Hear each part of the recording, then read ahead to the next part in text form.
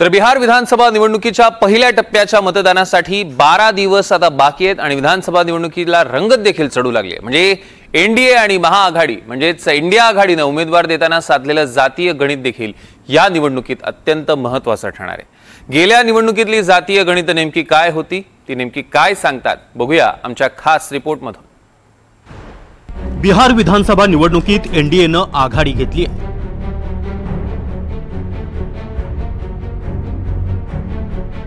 India आघाडी चर्चेचं गुराळ, भाजपचा मोठा खेळ।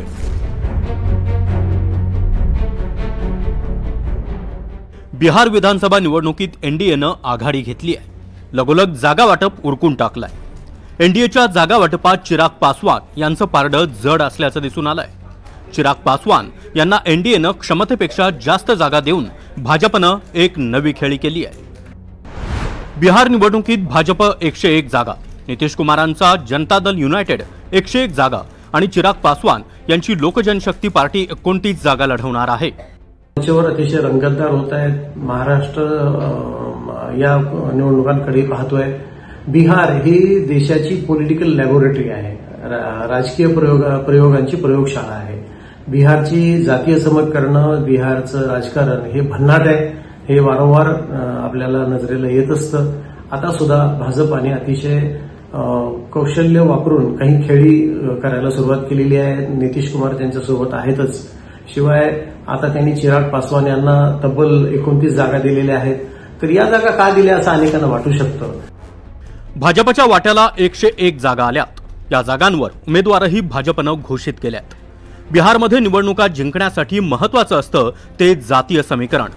भाजपनं जाहीर केलेल्या उमेदवारांमधून देखील हेच दिसून येत आहे। कारण भाजपच्या उमेदवारांमध्ये सवर्ण 49, ओबीसी 30, ईबीसी 10 आणि एससी एसटी प्रवर्गाच्या 12 जणांना तिकीट देण्यात आलंय।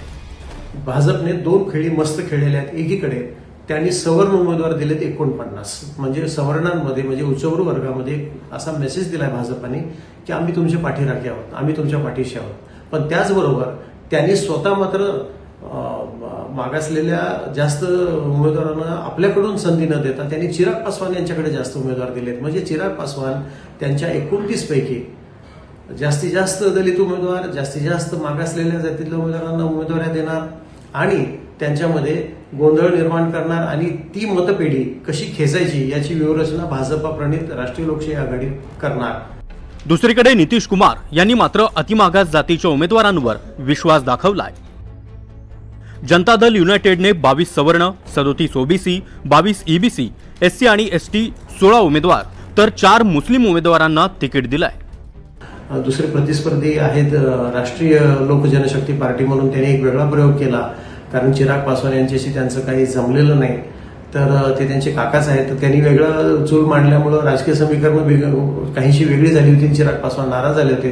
परंतु आता बदलत्या राजकारणामध्ये पशुपती कुमार पारस यांचं महत्त्व संपलेलं आहे, हे लक्षात घेऊन भाजपने एक वेगळी खेळी केली आणि चिराग पासवान यांना ताकद दिली। त्यामुळं इंडिया आघाडीमध्ये ज्याच्यामध्ये लालू प्रसाद यादव आहेत, काँग्रेस आहे, बाकीचे इतर पक्ष आहेत, यांच्यामध्ये गोंधळ निर्माण करायला हे त्यांना एक पुरेसं महत्त्वाचं कारण मिळतं।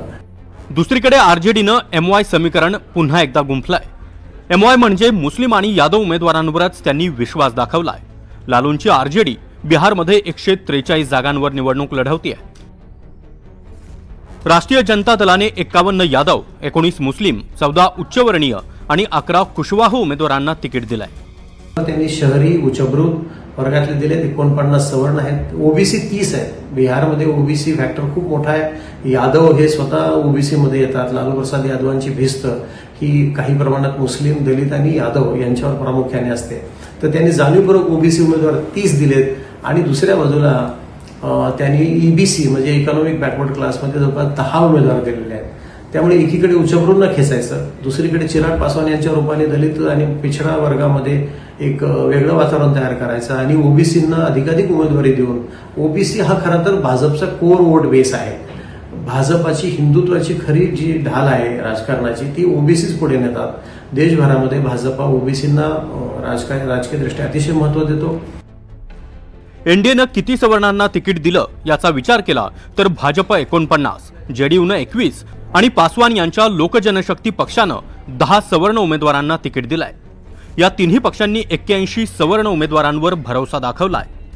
मागील निवडणुकीमध्ये सवर्ण मतदारांचा कल कुणाकडे याचा पॅटर्न पाहिला तर एनडीएनं सवर्ण उमेदवार का दिले याचा उलगडा होतोय।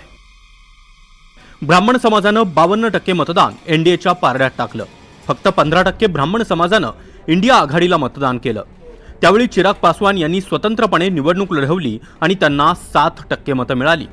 एनडीए आणि चिराग पासवान यांच्या एकूण मतांची बेरीज केल्यास 59% इतके होते।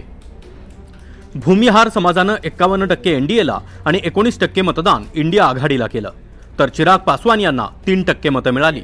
राजपूत समाजाने 55% एनडीएला आणि 9% मतदान इंडिया आघाडीला केलं होतं, तर चिराग यांना 4% मतं मिळाली। कायस्थ समाजाने 59% एनडीएला आणि 19% मतदान इंडिया आघाडीला केलं होतं। हे आकडे दाखवून देतात की सवर्ण मतदार का कायम एनडीएच्या बाजूने राहिलाय। 6 नोव्हेंबरला बिहार निवडणुकीचा पहिला टप्पा पार पडणार आहे आणि त्यासाठीच आता देशभरात पसरलेला बिहारी वर्ग भरभरून मतदानासाठी निघालाय। ठाण्यातून भरभरून ट्रेन आता बिहारच्या दिशेने रवाना होत आहेत। बिहारची निवडणूक राजकीय दृष्ट्या महत्त्वाची आहे। इंडिया आघाडीसाठी बिहार अनेक दृष्ट्या महत्त्वाचा आहे। यावर देशातील अनेक राजकीय गणितं देखील बदलू शकतात। आता बिहारी जनता सत्तेच्या खुर्चीवर पुन्हा भाजप आणि जेडीयूला बसवणार की काँग्रेस आणि आरजेडीवर विश्वास ठेवणार हे 14 नोव्हेंबरला समजेल। रामराजे शिंदे, एनडीटीव्ही मराठी, पाटणा।